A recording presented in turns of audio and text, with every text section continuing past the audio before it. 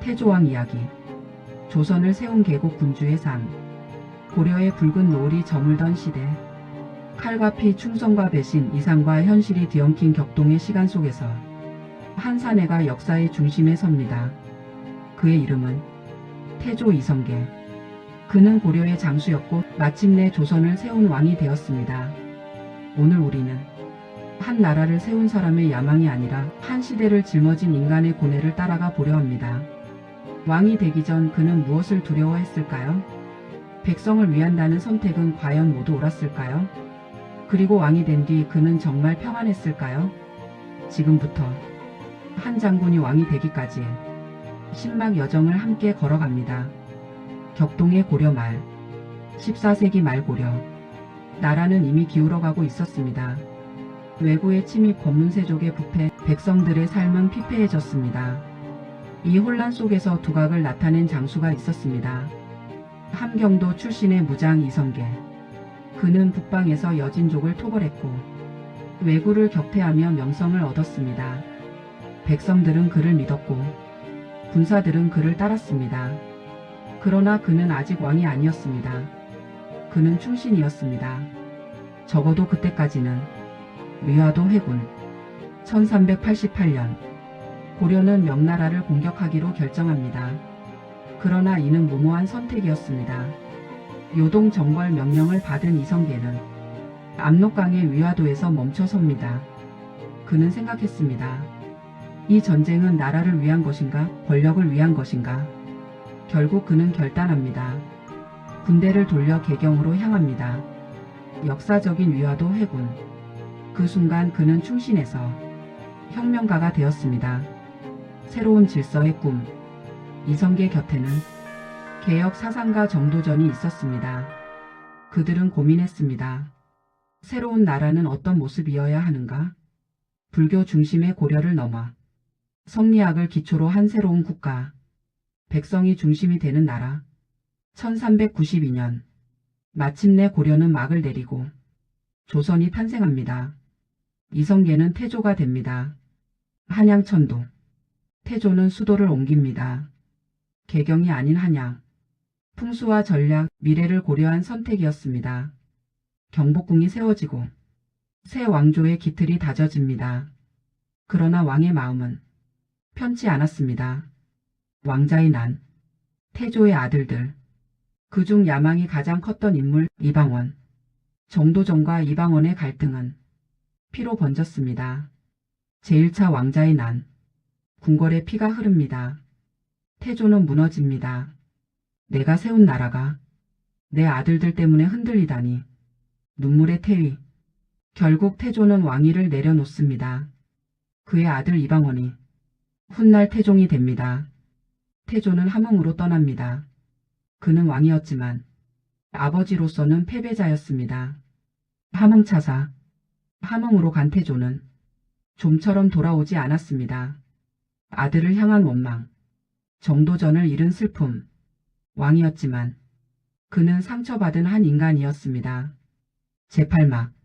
조선의 기틀. 태조가 세운 기반 위에서 조선은 성장합니다. 토지 제도 정비, 관료 체계 확립. 그가 뿌린 씨앗은 후대에 꽃을 피웁니다. 마지막 세월. 노년의 태조. 그는 과연 자신의 선택을 후회했을까요? 나라를 세운 자의 외로움, 왕관의 무게. 그는 조용히 생을 마칩니다. 역사 속의 태조. 그는 완벽하지 않았습니다. 그러나 그는 시대의 요구에 응답한 인물이었습니다.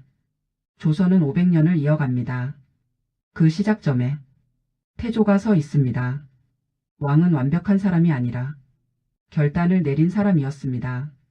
역사는 흑백이 아니라 수많은 선택의 결과입니다. 태조 이성계. 그는 한 나라의 시작이었습니다. 구독, 좋아요, 유독을. 오늘 이야기가 마음에 남으셨다면 구독과 좋아요로 응원해주세요. 여러분의 작은 관심이 또 다른 역사 이야기로 이어집니다. 태조왕 이야기. 조선을 세운 개국 군주의 삶. 고려의 붉은 노을이 저물던 시대. 칼과 피, 충성과 배신, 이상과 현실이 뒤엉킨 격동의 시간 속에서 한 사내가 역사의 중심에 섭니다.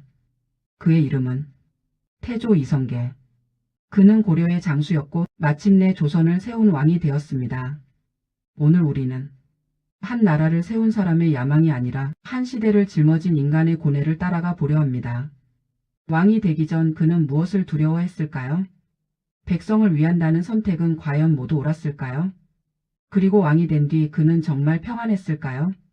지금부터 한 장군이 왕이 되기까지의 신막 여정을 함께 걸어갑니다. 격동의 고려 말, 14세기 말 고려.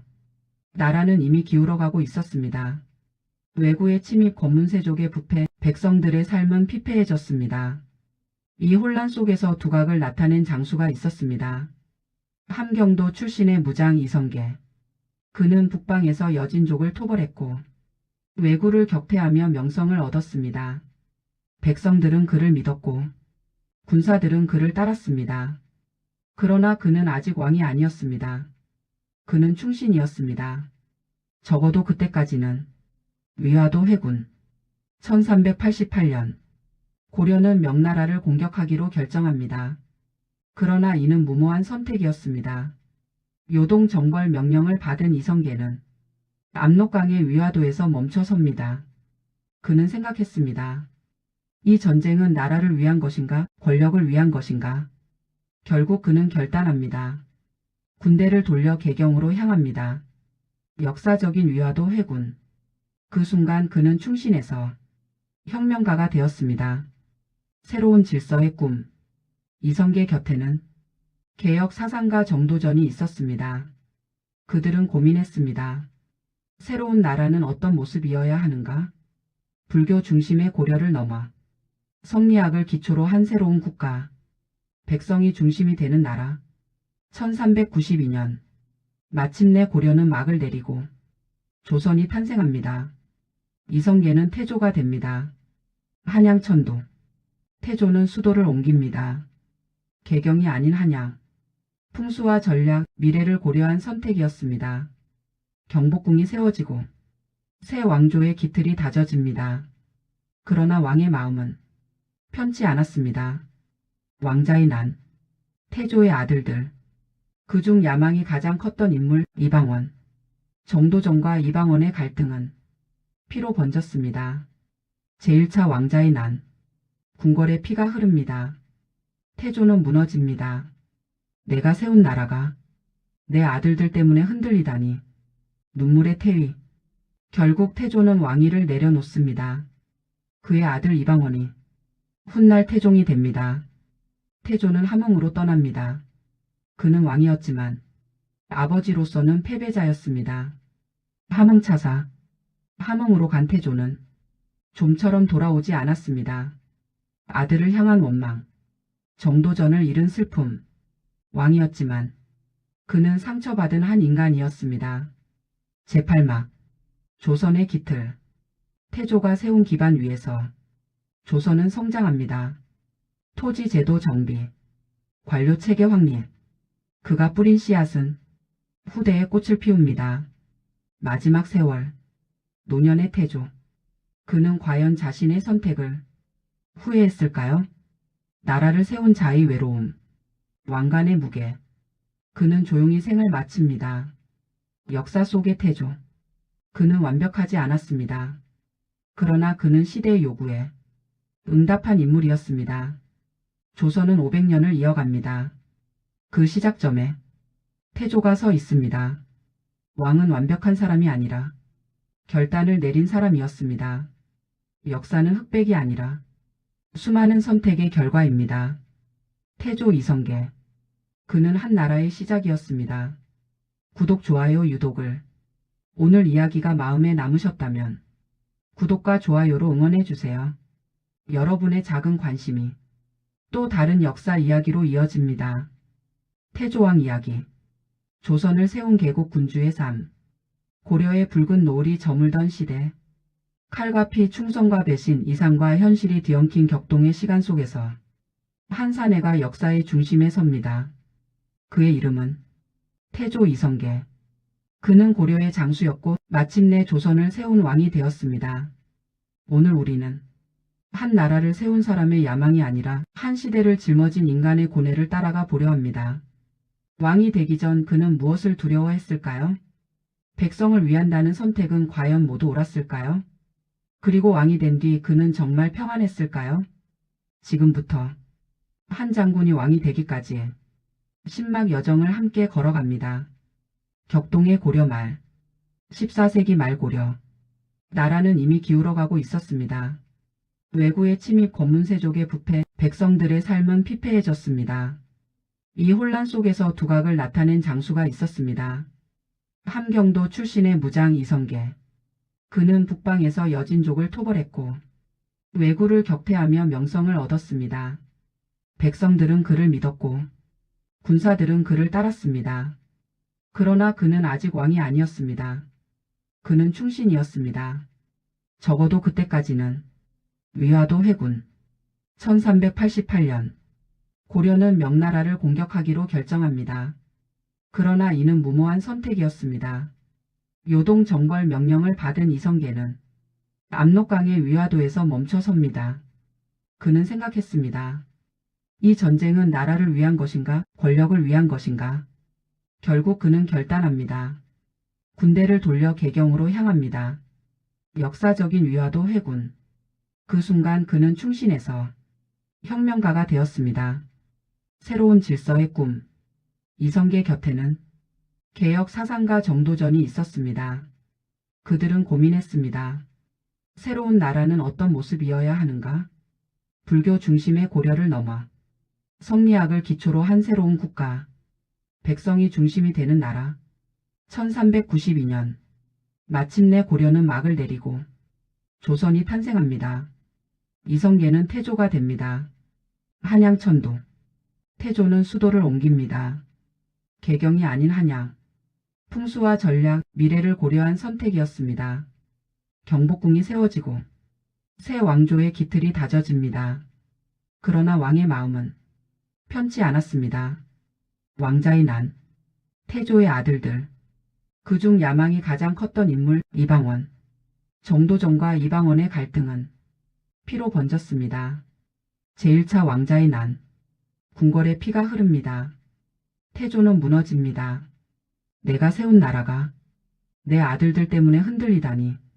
눈물의 태위. 결국 태조는 왕위를 내려놓습니다. 그의 아들 이방원이 훗날 태종이 됩니다. 태조는 함흥으로 떠납니다. 그는 왕이었지만 아버지로서는 패배자였습니다. 함흥차사. 함흥으로 간 태조는 좀처럼 돌아오지 않았습니다. 아들을 향한 원망, 정도전을 잃은 슬픔.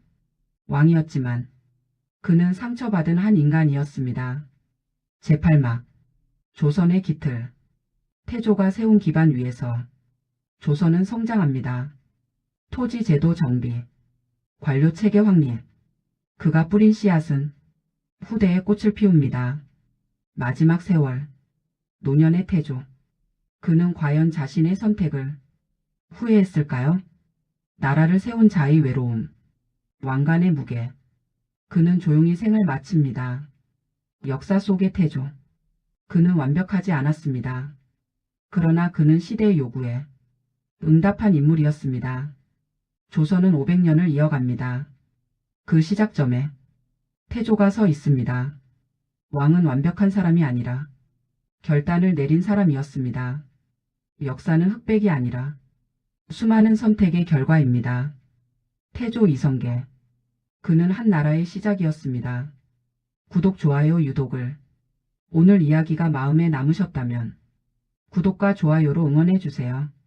여러분의 작은 관심이 또 다른 역사 이야기로 이어집니다.